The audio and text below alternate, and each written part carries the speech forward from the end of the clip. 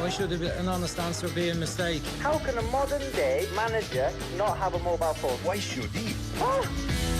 Welcome along to the football show. Plenty for us to talk about between now and 10 p.m. The Champions League fixtures that kicked off at 8 p.m. are just getting underway now for the second half. Both Chelsea and Manchester United in action. United 1-1 currently against PSG, which probably wouldn't be a bad result for United given the way the group is going. RB Leipzig winning by 4-3 away to Başakşehir earlier on meant that the German side go up to 9 points.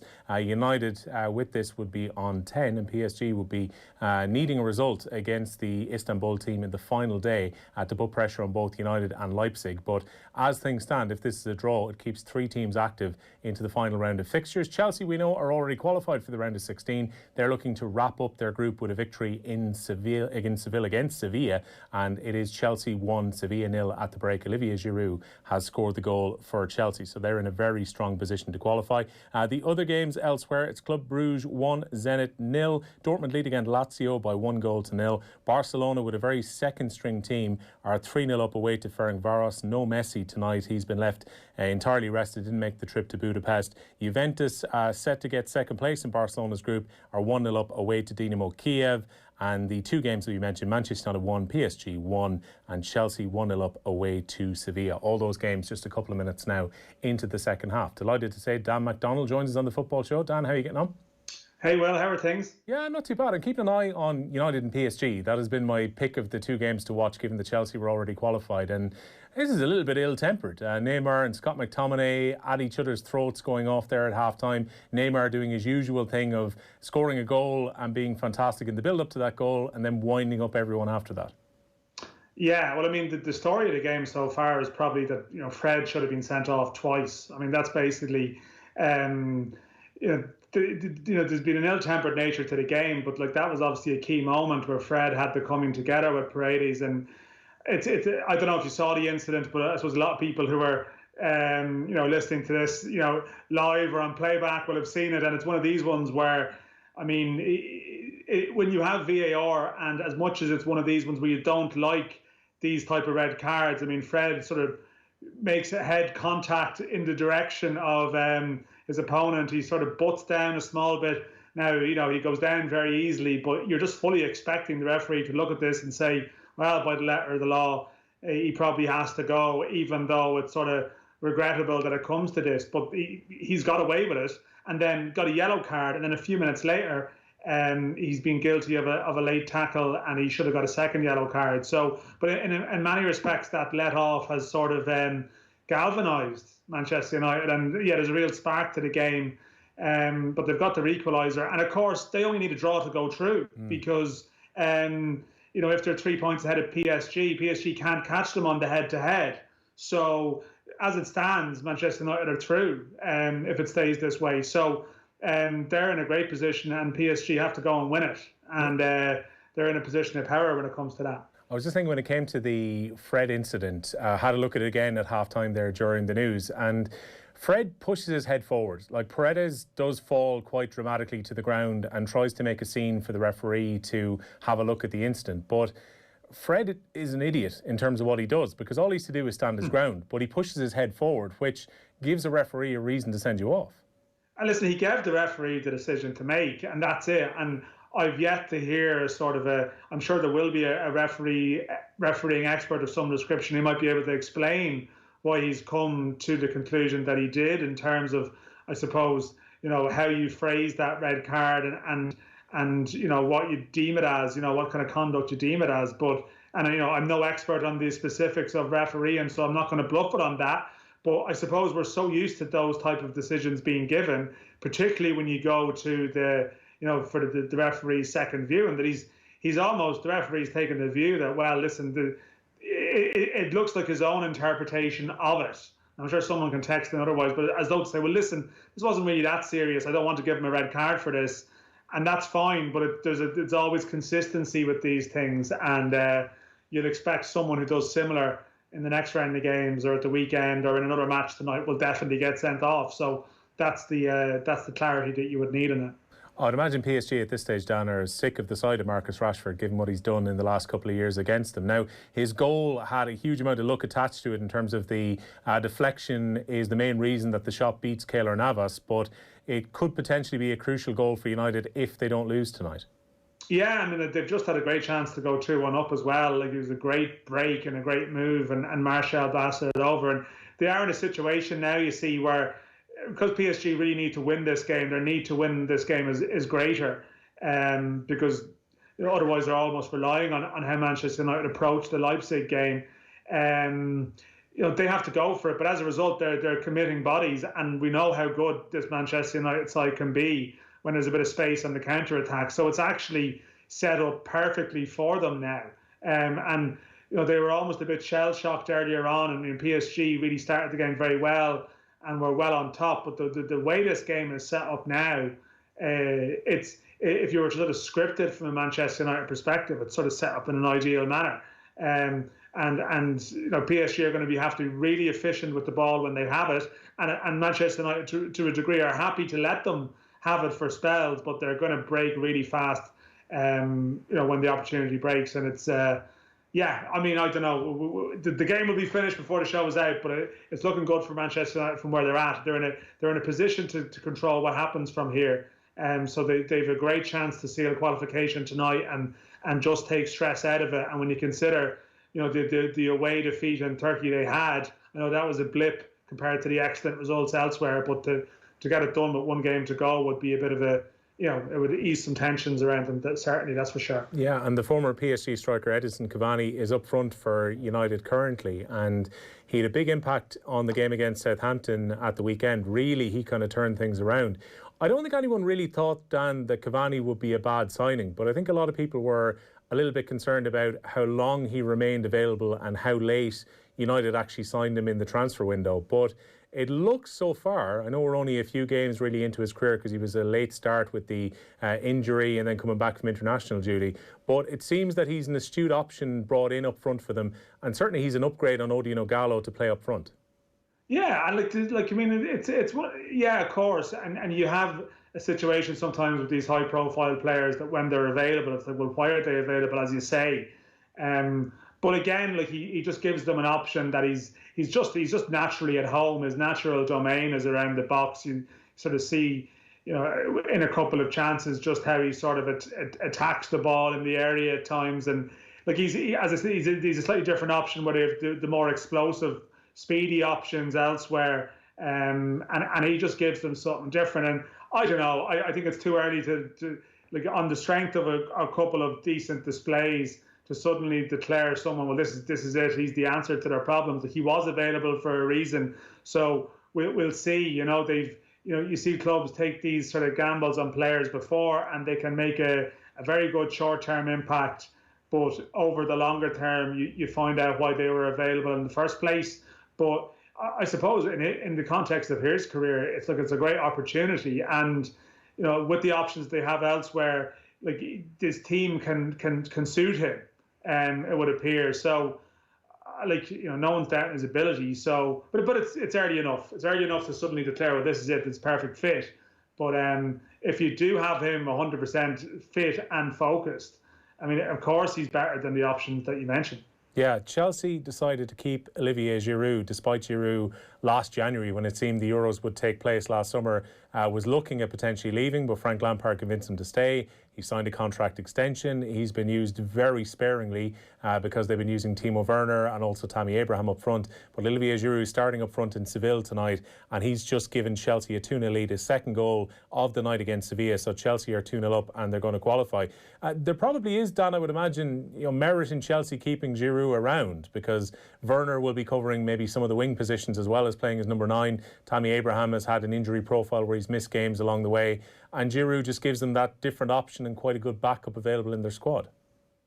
Yeah, sometimes there's always a tendency in football to just want to you want change, and naturally, if someone's not, and listen, from the player's perspective, you can understand why you might have been interested by some of the offers that were there, some of the options that are available. But like Giroud is, I mean, it's a fact. Like he's a World Cup winner. He's been around some very good sides. And if you're going to let someone like that leave, you'd want to have like a pretty good option available as backup for the scenarios that you mentioned. And like you're right, I mean, I think Werner's superb, you know, and his speed, and he's very much like, he's actually a very good signing for the Premier League because his attributes are very well suited to the Premier League. And you mentioned Abraham, who's like, you know, who has a certain level of quality there, but like unless you've got something better lined up as another option, then why would you let someone like Giroud go? And in reality, like he's going to strengthen a rival in some shape or form, be it in England or be it in Europe. That like, you know, he is what he is, but like why make a change for no reason when you can keep him there? And all it takes is one injury for him to become very important. In terms of the Champions League in a more general way, we were talking about in the news round earlier, this idea being floated beyond 2024 that the Champions League could be radically changed around, and this idea that they would go towards a Swiss system, as it's called, and there would be a big ladder competition. Teams would play 10 games, which is verging really on a European League as opposed to a group stage at that event. And also fixtures will be determined in terms of qualification, not necessarily by teams that you play against. This whole idea that they're going to cram more fixtures into the first half of the year in Europe, it all to me looks very messy, and it's obviously aimed towards the big clubs being ensured that they'll be in the last 16 of the Champions League. Yeah, I'm just watching Cavani hit the bar after follow-up missed as well. Fantastic break. But again, just the way the game is set up, it's perfect for them. But yeah, I mean, I have to admit, like, that at this stage, if I see another story about, well, here's a new plan for a Champions League expansion or European Super League or something, it feels like it's the same story repeating again and again. And I haven't like delved into the specifics of this one. I mean, like my own perspective is that I pretty much hate all of these ideas. But there's an inevitability about, I suppose, the momentum towards it, that like UEFA are under a certain amount of pressure to try and keep the clubs with them, because obviously there's always talk of alternative breakaway competitions and you know, FIFA's sort of version of the tournament that they've been floating, and all these games are going on, and you see within the Premier League the big clubs, you know, making moves, and it all seems to be one big negotiation eventually. And what happens is that you eventually just erode what, you know, the sort of the independence, not the independence, you erode the sort of accessibility of the Champions League that small bit more. Whereas like a couple of years back, you know, there would have been moves in a particular way and this and that, it would have been speculated. What we ended up with was, you know, security for 4 Italian clubs and for 4 clubs from a number of leagues, and one fewer place for champions from around Europe and so on. And all these proposals are basically a version of that that UEFA want to maintain, because like UEFA can't afford to lose the Champions League because it's worth so much money to them. But at the same time, the UEFA also have the power of running competitions, and between the clubs and UEFA, it's always this back and forth. And I don't know, my prediction could be wrong, but it almost feels like there's an extreme prediction, and then what ultimately happens is maybe not 100% of what's floated, but it's sort of maybe a percentage more towards the direction of preserving the position of certain teams. And a lot of these plans are about, you know, guaranteeing places for teams if they have bad seasons, and making it, as you say, more of a league within a league, that if you have a good performance within it, well, then you're not vulnerable to not qualifying through your own league. And I'm not in favour of it, but then I'm probably coming at it from the perspective of, you know, I like the old idea of a champions competition being for champions from various countries, and I know that I'm swimming against the tide maybe of TV money and inevitably where that goes. But you know, there's no one proposal I've heard that I particularly think, yeah, that's the right one. Like, effectively, what they have at the moment is the right one. It has its imperfections. You will have one-sided games, you will have dead rubbers, but it probably has the balance of representation of the top clubs, but there's still a chance for your league winners from the smaller countries to get in there. And I wouldn't change it, but there's people running clubs who want to change it. So like, where do we go? We know that it's all just one big negotiation, and there's a bit more ground given up eventually. And do we end up with that Super League? Like, maybe we do, but I tend to think is there a real desire to go that far? I'm not so sure. And there is a little bit of a trickle-down effect when it comes to all this too, because I was just looking at a Europa League preview ahead of this week's penultimate round of fixtures, and the amount of teams from the big 5 leagues who finished well in cup competitions or just outside their top 4 are qualifying in the Europa League for the knockout stages, while the champions this season from the smaller leagues haven't done particularly well. We seem to be moving towards a time, Dan, when realistically we're going to be looking at European competitions which are so dominated by the top 4 or 5 big leagues. Yeah, look, I mean, I suppose we're probably there already, save for the odd Ajax, and you'll have, in the Europa League, there's been the odd run. But of course, like, we have this big change from next year as well, where they're making the Europa League more exclusive, and a lot of the teams from the smaller countries, such as Ireland, but even like bigger leagues, more significant leagues than our own one, a lot of those teams are going to start off in this third league, the Conference League, with the exception of the champions. With the exception of like the champions will always, well, in the next couple of years at least, will start in the Champions League and can drop down to the Europa League, as Dundalk have.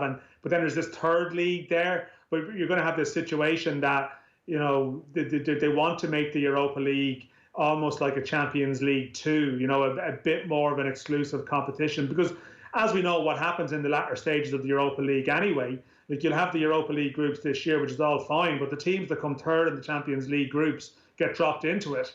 And in some cases, like, even you could have PSG in it now, and so, but like that is, I mean, there's no easy solution to these problems. There's just the haves and the have-nots, and UEFA politically, to try and soften the blow of the inevitable takeover by the big 4 and 5 leagues, and they generate so much money, they can sort of shout and get what they want to a certain degree. What UEFA are trying to do for the other leagues is say, well, at least we'll have this Conference League, so there'll be more group stage football for teams from countries into later in the year. I think they're guaranteeing that, I'm not sure what the amount is, but over 20 countries will have group stage football next year. It just so happens that, might even be more than that, it just so happens that a lot of them, their representation is going to be in the UEFA Conference League, and they haven't announced what the money is for that competition yet, what it's really going to be worth, and there's even suggestion TV-wise it might end up Thursday afternoon and stuff. So like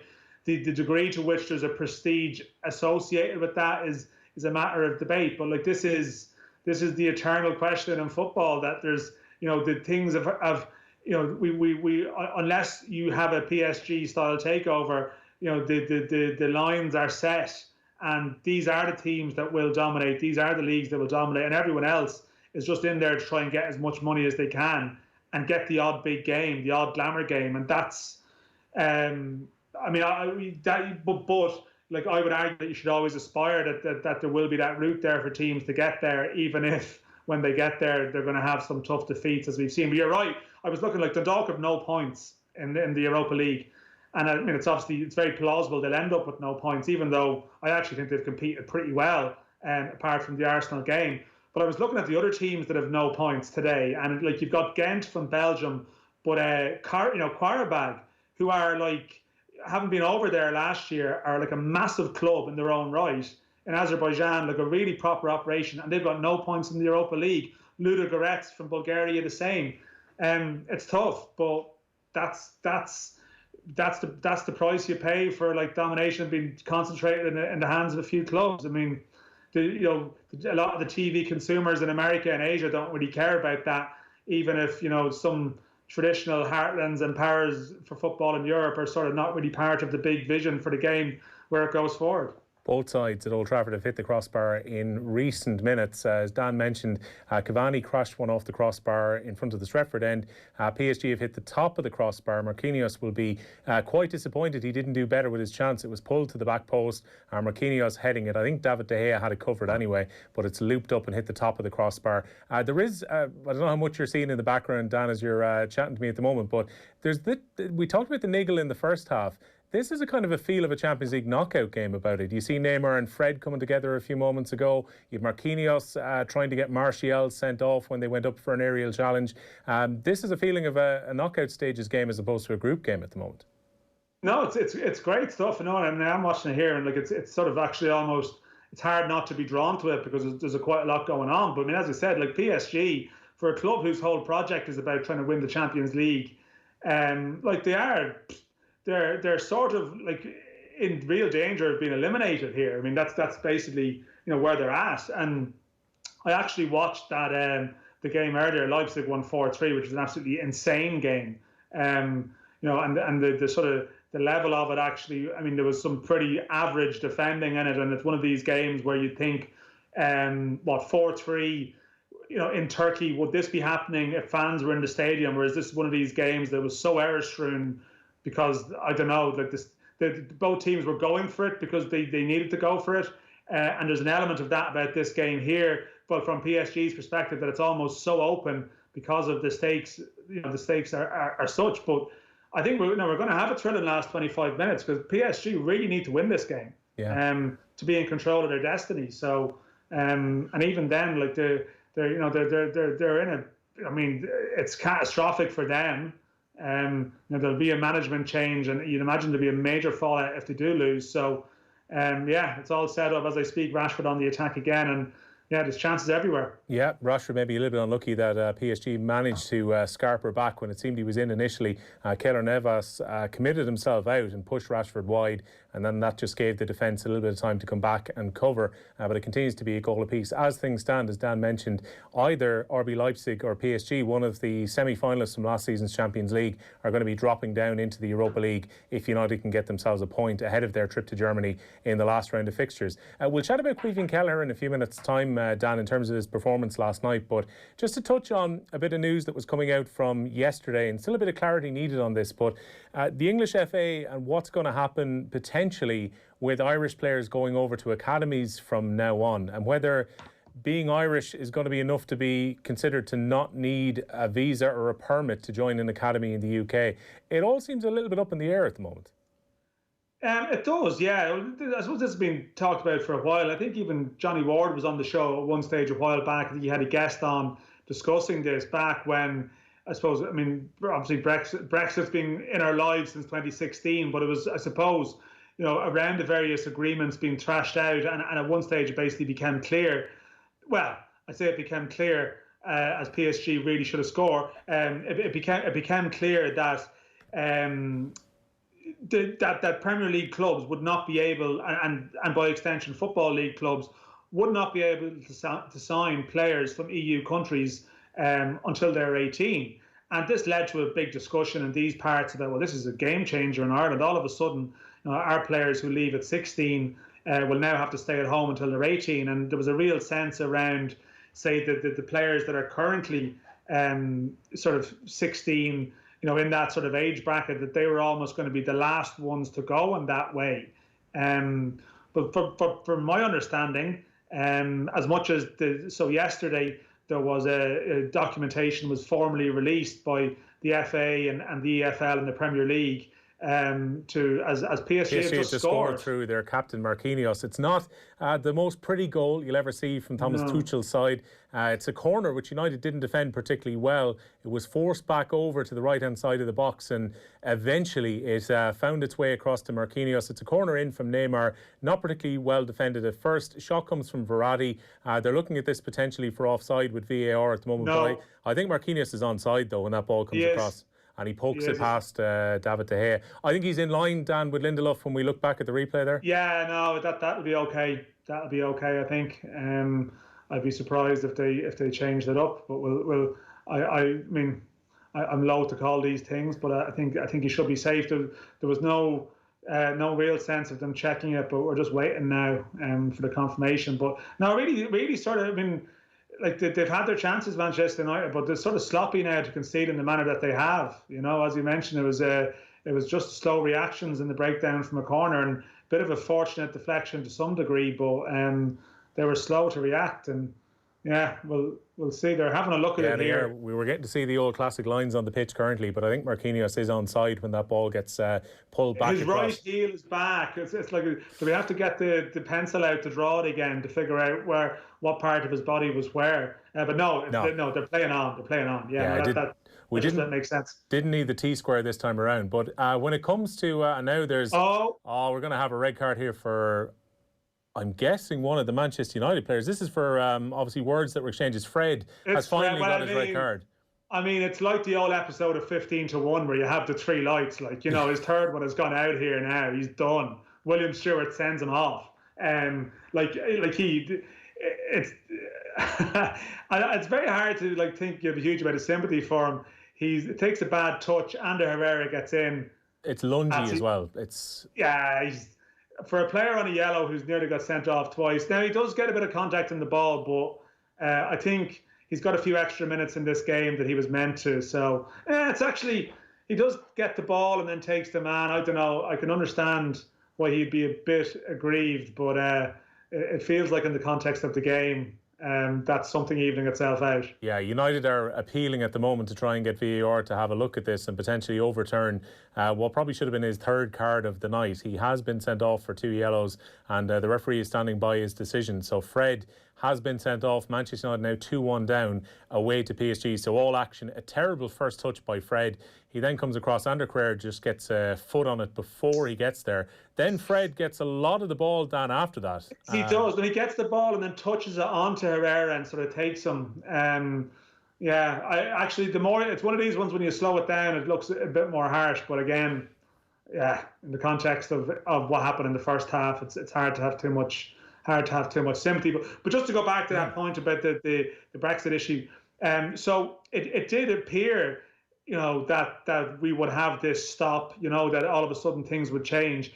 But my understanding is that last week clubs in England were told by the authorities there that they were good to go in terms of recruiting Irish players age 16 and upwards after Brexit. And as I said, there was documentation released yesterday by the Premier League, the EFL and the FA, which included no line in it about an exception for Ireland or different rules for Ireland, or in fact the only reference to Ireland was in the index. There was a reference to player and a reference to United Kingdom and Ireland, but they haven't really clarified the position. The assumption is that it's to do with their special relationship between the two countries, between the movement of workers, but it would still, I'm very conscious of getting bogged down into this, but you would still have to write something in to the FIFA statutes on transfers to say that there is an exception to rules for people moving between the UK and Ireland. And that hasn't been put in the FIFA rules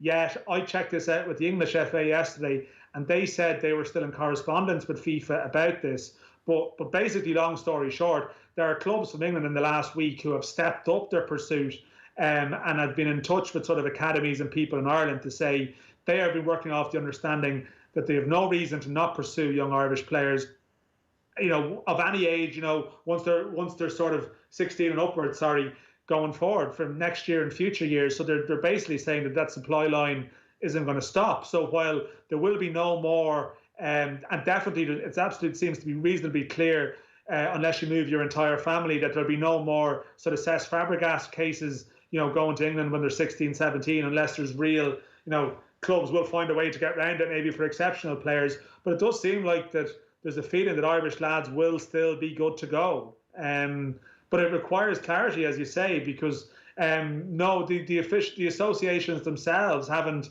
nailed it down. And I've been in discussions with people, I suppose, involved in football today who are going off what people's actions are, but they don't necessarily have the documentation to support what they're doing. A lot like Brexit, a lot up in the air as we get ready to Jesus. I mean, even as I'm talking about it, I'm thinking this should be more black and white than it actually is, and it's not. But then it's so beautifully Brexit in that respect that it's clear as mud. But I suppose you're looking at the actions of clubs rather than the words. And they seem to have been told they can go for it. There was some chat a while back that a couple of English clubs were looking to take a player or two as a test case, just to test the waters and see if anyone legally stopped them.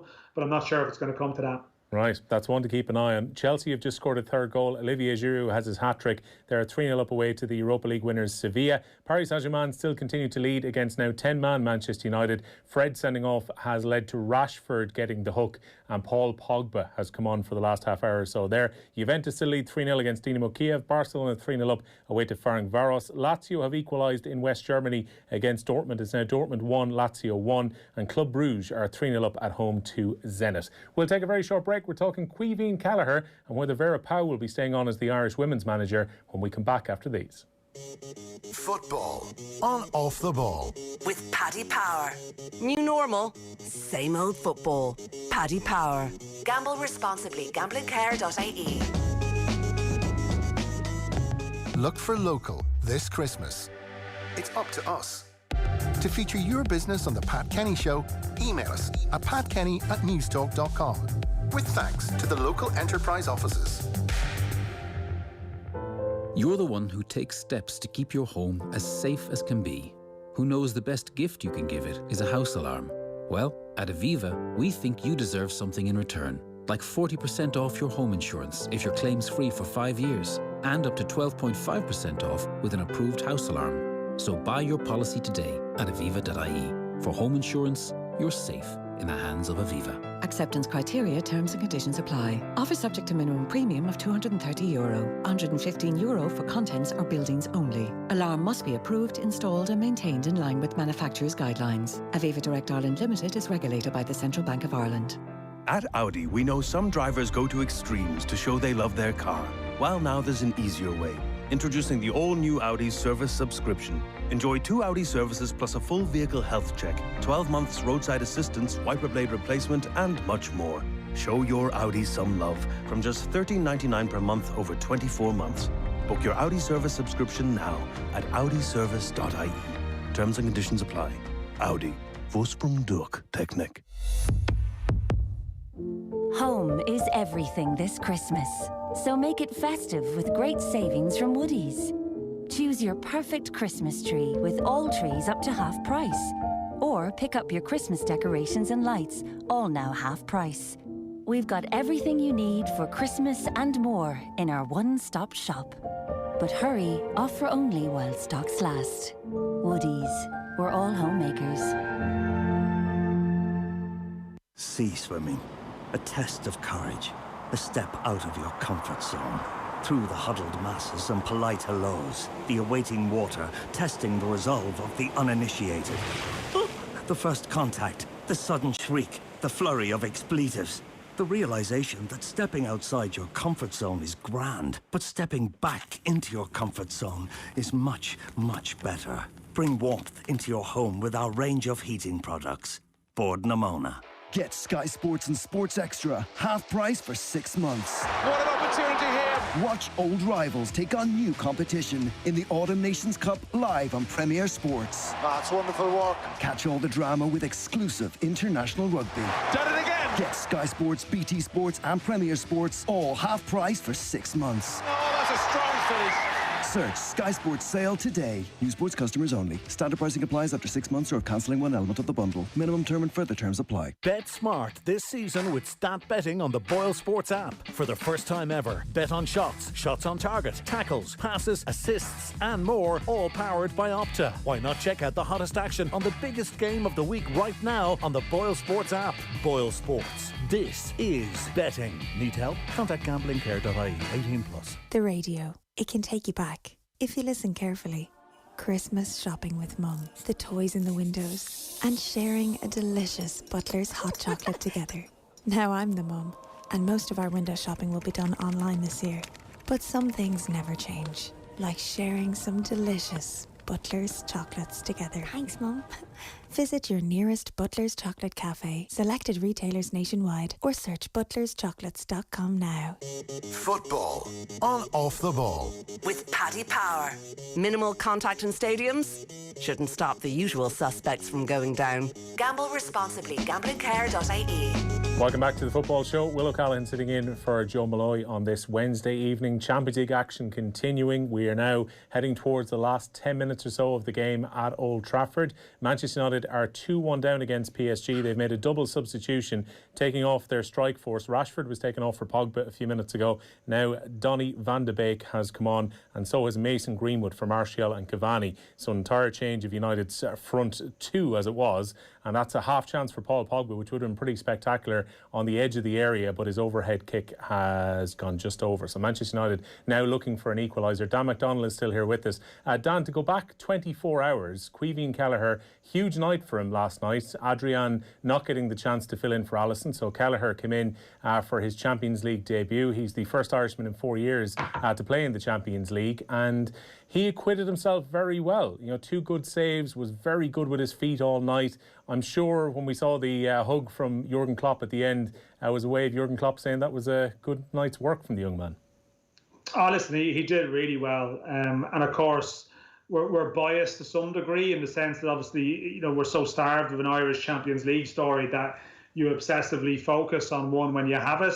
And, when things go well, you can almost overemphasize the good. But, I mean, even take the green tinted approach away from it. And Klopp went to him at full time, and you can see even how his performance has, I suppose, been received away from Ireland. Just has been a general talking point that he really impressed people sort of locally in Liverpool. And he did exceptionally well. Jurgen Klopp explained clearly why he picked him, that he wanted someone with football ability, as in, he got the edge, he got the nod because of his sort of comfort with the ball at his feet, which is a very important part of the game now, your distribution. And there was a couple of moments where there was almost a bit of a swagger in terms of how he received the ball and sort of pinged it off in a direction. And he is sort of the modern goalkeeper. And I was sort of writing about this today. Like he from a very young age. I was part of a group that interviewed him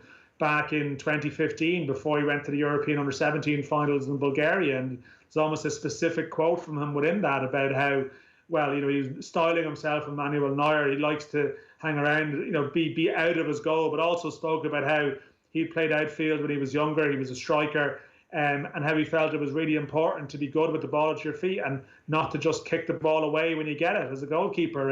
And he was only 16 when he said that, but he was sort of speaking. He was predicting his own future in the sense that the skills that he developed there are what has marked him out from a lot of others. Because of course he's a good shot stopper. Like, you can't be a goalkeeper at that level without being that. They're all exceptional to some degree, those that are around. But certainly it does appear that one of the main criteria that can mark you out from others in your generation is your proficiency in that department, and that's certainly an area where he's very comfortable. And he did great. Like, he's had League Cup games previously which have been a bit helter-skelter. He's conceded a couple of goals, and I think that can go both ways. Like, when you have a young goalkeeper, there can be a tendency to overanalyze the goals they concede as well, and sort of accentuate the negative as much as we accentuate the positive when you have a night like last night. But I think what's more consistent is that the regard he's held in at Liverpool seems to be very consistent.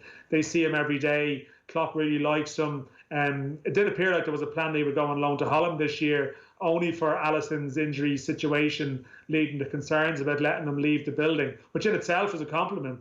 And I think now he's very well placed to be the number 2. I think if he's picked for a big game, he's going to be in it going forward. Yeah, slight double-edged sword to all that as well, though, Dan. And David Sned was pointing out, was tweeting him last night, that he was probably on his way to Holland, but for the fact that, as you say, he became the second-choice goalkeeper, and Klopp said, no, he's staying around for this season. The thing is now, he has probably moved ahead of Adrian as second choice. There's not going to be too many opportunities for him to play realistically once Alisson gets back. And from a purely selfish Irish perspective, as great as it is to learn from a top-quality goalkeeper every day in the training field at Melwood, it'd be great at Caoimhin Kelleher's age for him to be out getting some first-team football. No, well, it's true. I think that's a very fair point. Now, he's young for a keeper. He's 20, 22 this year. But it's a valid argument, and it is a double-edged sword. And I know that it's obviously a congested fixture schedule. And the fact that Alisson's had a couple of issues this year, are they going to take him out of the firing line, occasionally? I suppose when it comes around to certain cup games, Liverpool have obviously qualified, so you'd imagine not going to be rushing him back for the next Champions League game. But it's still, as you say, it's still not very much, and it's very plausible. You get to March, and he's played maybe 4 or 5 games max. But he Irish-wise, he's in a situation where Darren Randolph is probably not going to play any more than that, if at all. And the other player, Mark Travers, isn't playing at Bournemouth. He's very well thought of. It's a position we're doing very well. We have great options. And the one that is playing is Gavin Bazunu, who was very well regarded at Man City, is very well regarded at Man City. He's got a new contract, was in their Champions League squad for the knockout at the end of last season. But they deliberately sent him to Rochdale, where he's getting a full season in League One, which is a hell of an education for at a team such as Rochdale, who are in a relegation battle. And I know Bazunu was really in the sharp end of stuff there. And Kelleher's never had that. Like, he's actually played very, very little senior football, and that is the worry. But I don't think he's going to be knocking on the door to get out of Liverpool too quickly, because all of a sudden you're number 2. If you really are number 2, like, you're very close to being involved in some really, really big matches. And like what Kelleher has done last night, I think anyway, like, once you have a bit of form in the book, to use horse racing parlance, like now he's shown that he can be trusted to a degree. Like, they're the kind of nights that can make your career, that he's not just stuck in that reserve zone. That now he's got there, that really he's got loads of time on his side. So like, I understand the pressure, and I understand from an Irish selfish perspective, but I think if he really is number 2, I don't think he's going to be antagonising, because he's so close to something massive. Yeah, so close to something really massive. Champions League, about 3 minutes left of normal time in the games, which are currently underway. Chelsea are cruising to the top spot in their group. They're 4-0 up away to Sevilla. Paris Saint-Germain, understandably, are slowing everything down. It's amazing how players pick up cramp with about 2 minutes to go when you're 2-1 up at Old Trafford. But PSG lead by 2-1. And as things stand, that will leave 3 teams, because Leipzig went on to 9 points earlier tonight, on 9 going into the final round of fixtures. So Manchester United will need a result, because you would assume the PSG will beat Başakşehir in their last fixture. United will need a result in Germany if they're to qualify for the round of 16. What a difference one goal would make in these closing stages. The Republic of Ireland women's team, Dan, losing out to Germany 3-1 last evening. The only team to score against Germany in the qualifying stages for what's now going to be Euro 2023. Vera Pauw was very emotional after the game when she was speaking to Tony O'Donoghue on RTE, and she was saying that it's probably not her decision exclusively as to whether she stays on, but was calling them my team, and she was very confident they qualify for a World Cup. But I guess the FAI probably have a decision to make now in terms of keeping Vera Pauw around and keeping her resourced to try and go for a bid to qualify for the next major championships. Yeah, like, I mean, she's obviously a very high-profile figure within the women's game, and like, it was, viewed as a coup to get her.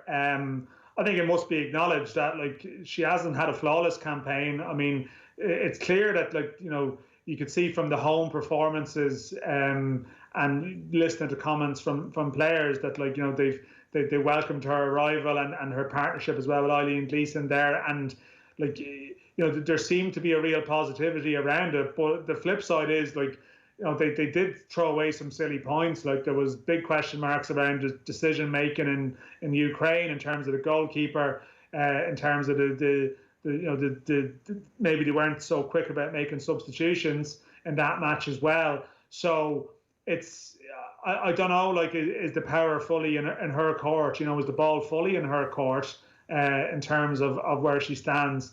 I mean, I think obviously the FAI in general is in a real sort of difficult position at the moment financially, and given their issues with the women's game in the past, I don't think they're going to want to be seen in to be left in a situation whereby it's a resources issue that they're not keeping someone on. I think they've set the standards in terms of they need to almost improve. They've improved conditions and improved spending and improved the sort of outlay on the women's team. So it can't really be financial reasons that causes an issue for them. It may just be that they need to decide if they're fully convinced she is the right person. And there's a new CEO in there.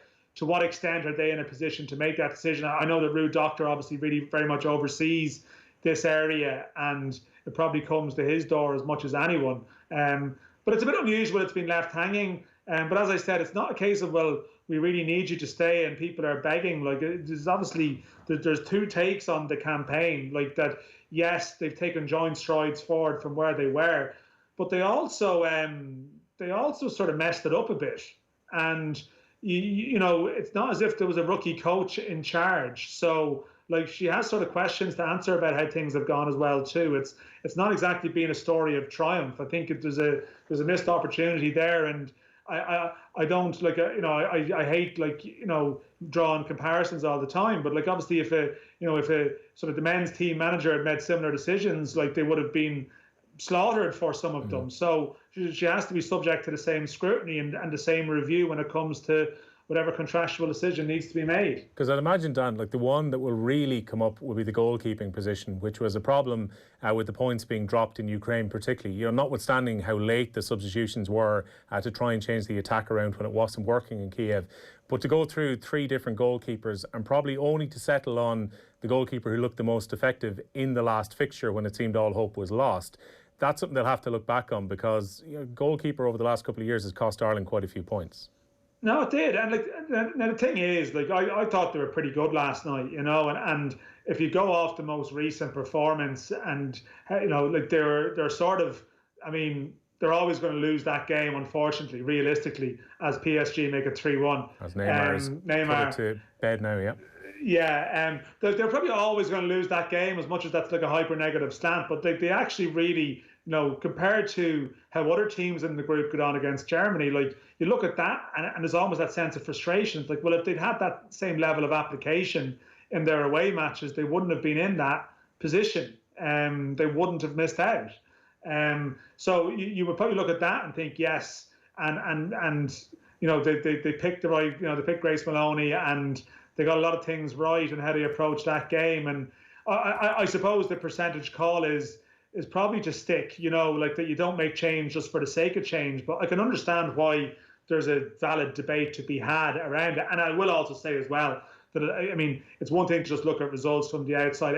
I'm not privy to the, you know, goings on in the camp, and I'm sure, like, you know, we could have a perception of how things are going, and you know, there could be other views on how things are going, and people have to do their due diligence on it and just check they're happy with everything and how everything's running, and if they're getting value for money in every area, etc., etc. But you would think that you would think that, like, if there would have to be a compelling reason to change, but they've obviously left it hanging to some degree. So it's interesting that it's not set in stone. It's not 100% decided. And who knows? She may have other options herself. Yeah.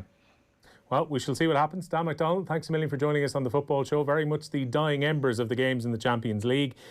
Chelsea have actually just won 4-0 away to Sevilla, so they'll top their group. And Neymar's second goal has given PSG a 3-1 lead late on against Manchester United. We'll take a very short break. Football on Off the Ball with Paddy Power. New normal, same old football. Paddy Power. Gamble responsibly. Gamblingcare.ie.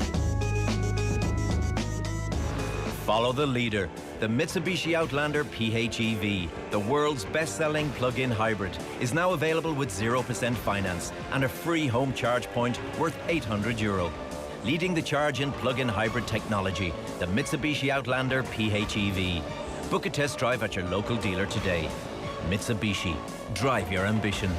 Terms and conditions apply. See MitsubishiMotors.ie.